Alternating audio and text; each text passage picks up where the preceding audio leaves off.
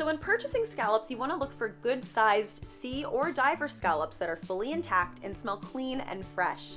Always buy from a reputable source and be sure the scallops are dry packed, not wet, and always chemical free. You want to go through and remove these tough, chewy side muscles by just gently pulling them off.